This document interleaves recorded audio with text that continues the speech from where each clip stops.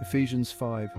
Watch what God does and then you do it, like children who learn proper behavior from their parents. Mostly what God does is love you. Keep company with him and learn a life of love. Observe how Christ loved us. His love was not cautious but extravagant. He didn't love in order to get something from us, but to give everything of himself to us. Love like that.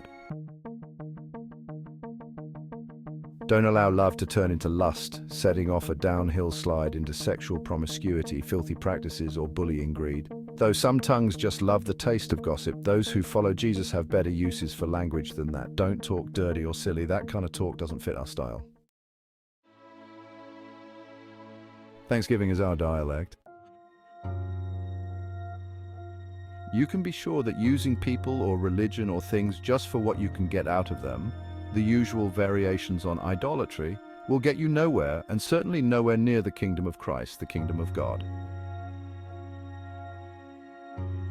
Don't let yourselves get taken in by religious smooth talk. God gets furious with people who are full of religious sales talk but want nothing to do with him. Don't even hang around people like that. You groped your way through that murk once, but no longer. You're out in the open now. The bright light of Christ makes your way plain, so no more stumbling around. Get on with it. The good, the right, the true. These are the actions appropriate for daylight hours. Figure out what will please Christ and then do it. So watch your step, use your head, make the most of every chance you get. These are desperate times. Don't live carelessly, unthinkingly. Make sure you understand what the Master wants. Don't drink too much wine, that cheapens your life. Drink the Spirit of God, huge draughts of him. Sing hymns instead of drinking songs. Sing songs from your heart to Christ. Sing praises over everything, any excuse for a song to God the Father in the name of our Master Jesus Christ. Out of respect for Christ, be courteously reverent to one another.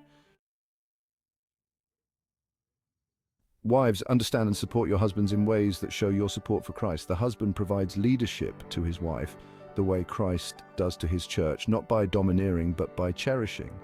So just as the church submits to Christ as he exercises such leadership, wives should likewise submit to their husbands. Husbands, go all out in your love for your wives exactly as Christ did for the church. A love marked by giving, not getting. Christ's love makes the church whole. His words evoke her beauty. Everything he does and says is designed to bring the best out of her, dressing her in dazzling white silk, radiant with holiness. And that is how husbands ought to love their wives. They're really doing themselves a favor since they're already one in marriage. That's how Christ treats us, the church, since we are part of his body. And this is why a man leaves father and mother and cherishes his wife. No longer two, they become one flesh. This is a huge mystery, and I don't pretend to understand it all. What is clearest to me is the way Christ treats the church, and this provides a good picture of how each husband is to treat his wife, loving himself in loving her, and how each wife is to honor her husband.